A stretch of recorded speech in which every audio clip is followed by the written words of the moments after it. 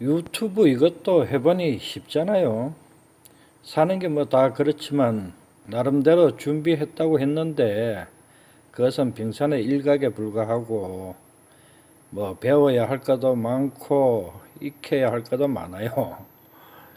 또 생각지도 못한 저작권 침해 뭐 이런 걸로 삭제하고 빼고 하다 보니 안 그래도 시원치 않은 영상이 더 엉망이 되고 그래요. 그리고 무엇보다도 제 틀니 사이로 새는 발음 이것은 제가 듣기에도 민망할 정도인데 공개하는 게 쑥스럽기도 하고 그래요. 그러나 이해를 바라고요. 시간이 지나면 좀 더 좋아지지 않겠습니까? 제가 그 아파트 경비할 때인데 제가 그 월천이라고 별명을 붙여준 노인이 있었어요. 자기는 뭐 철도 공무원으로 정년퇴직했는데 연금이 300만 원이라는 거죠. 그리고 집이 두 채 있어가지고 월세 수입까지 하면은 월 1,000만 원 수입이 된대요. 그래서 제가 월천 하고 별명을 붙여줬는데 좀 뻥튀기는 뭐 된 것 같은데 뭐 적게 잡으면 한 달에 한 500 수입이 되겠죠. 그래 한 달에 한 500 들어오는데 뭐 땜시로 말이야 이 추자 바다는 경비를 하느냐 이래 물으면은 그 놀지 못해서 한다고 그래요. 자기는 뭐 평생을 놀아본 적이 없다는 거죠. 근데 사실 이 부분은 그렇게 이야기하는 사람들이 많아요.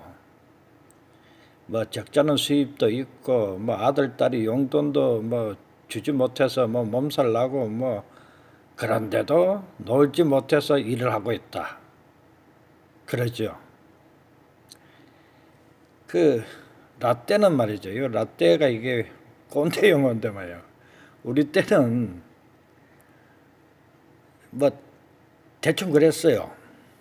저만 해도 고등학교 졸업하고 공장을 한 2군데 다니다가 그 공돌이가 싫어서 또 헌책방 서점도 했다가 또 성수동에 있는 시계공장에도 다녔다가 월부책 장사도 했다가 그러다가 군대를 갔죠. 군대 가면 또 놀지 못하잖아요. 제대하고 또 맨날 아버지가 하는 고물상 일 도왔지. 이 고물상 일이 참 끝이 없이 많은 그런 일이거든요. 그러다가 음료수 회사에 취직해서 그 힘들다는 판매사원 했지. 그러다가 또 식품 중도 매상도 해보고 우유 배달도 해보고 자가용 버스 또 중도 매상 그러다가 또 귀농까지 했죠. 이 귀농이 얼마나 힘듭니까? 그러다가 실패하고 또 버스 운전하고 또 다시 귀농하고 또 실패하고 그리고 경비가 되고 왜 이게 막 나열하는 것조차가 숨차지 않습니까? 이것이 우리나라 그 고도 경제 성장과 우리의 일상이 그 궤를 같이 하고 있는 거죠. 그러니까는 놀지 못하는 습관이 붙어 있는 거예요. 좀 형편이 좋은 노인들은 좀 놀아줘야 형편이 안 좋은 노인들이 좀 벌어먹기도 쉬운데 맹 대기업에 그 정년퇴직하고 공무원 정년퇴직하고 또 일을 한단 말이에요. 그러면 형편이 안 좋은 노인들도 벌어먹을 구멍이 좁아지는 거예요. 몇 년 전쯤이죠. 최저임금 인상 문제가 화두가 될 때 그때 또 주 52시간 문제로 떠들썩했어요. 내가 그 근무하던 자유시장에 관리과장 노인이 있었는데 맨날 나만 보면은 주 52시간 때문에 나라가 망하게 생겼다 그러고 장사 안 되는 거 또 주 52시간 때문이고 취직 안 되는 거 또 이 때문이고 그 건물에 병원 하나, 조그만 병원 이사를 갔는데 그것도 주 52시간 때문에 못 견뎌서 이사를 갔다 그래요. 근데 그 당시에 300인 이상 사업장에만 적용되기 때문에 자유시장 안에는 거기 적용되는 사업자가 한 군데도 없거든요. 근데 이 노인은 맨날 그 주 52시간을 그렇게 그 막 흥분하고 그러더라고. 근데 가만히 보면은 이 노인이 자기가 취직할 사람이지 누구를 취직시켜줄 입장을 못 되잖아요. 기업체 같으면 주 52시간을 적용하면 조금 손해보는 게 있을 거예요. 그러나 취직하는 사람은 근무 시간이 줄어주면 유리한 거 아니에요? 근데 왜 그렇게 흥분하고 그러는지 그건 모르겠어. 그래, 내 매제가 그 대형 버스 운전 그 면허증을 따더니 떡하니 말버스에 취직을 하더라고요.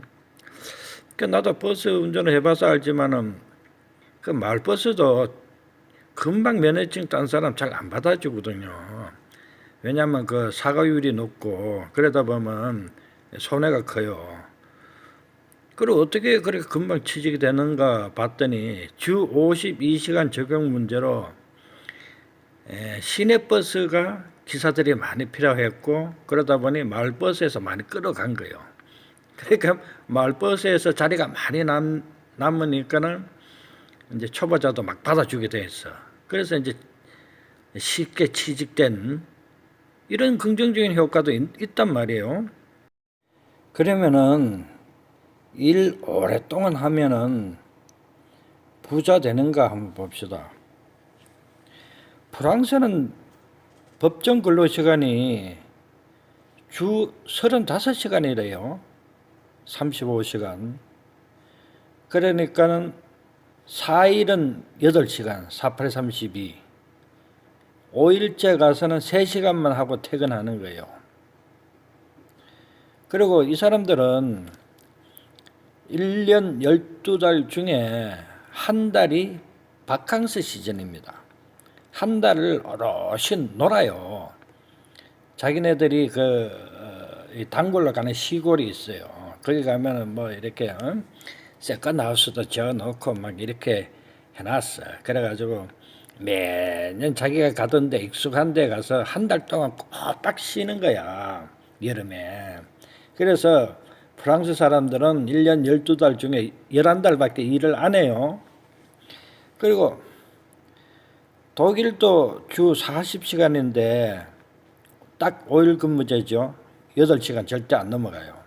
그리고 피치 못해서 8시간 내서 연장된 시간이 있다 그러면 언제든지 그걸 빼야 돼.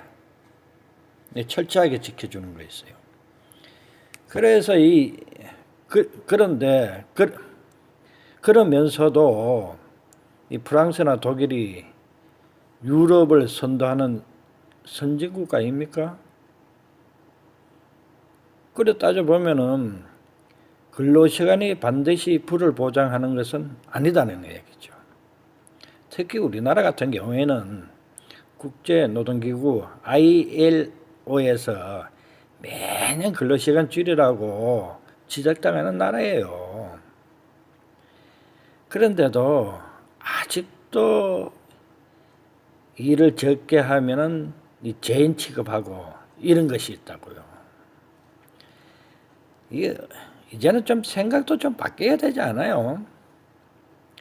제가 엊그제 이 유튜브 시작하면서부터 이 핸드폰이 용량이 부족해가지고 밖으로 갔어요. 그러니까 2년 전에 신제품 나온 것이 벌써 구형이 돼서 단종이 되었다는 거예요. 그래서 새 거는 너무 부담이 가고 중고품밖에 살 수밖에 없겠더라고요. 그러니까 2년 전에 신제품이 이렇게 단종될 정도로 세상이 빠르게 변해가는데 아직도 6.25 때 이야기하고 있으면 꼰대 되는 겁니다. 꼰대로 살다가 꼰대로 늙고 죽을래요. 이제는 우리 노인들도 사고를 좀 전환합시다. 그리고 놉시다. 놀 줄을 압시다. 노는 방법을 한번 익혀봅시다. 예, 오늘 제 생각은 이게 요점입니다.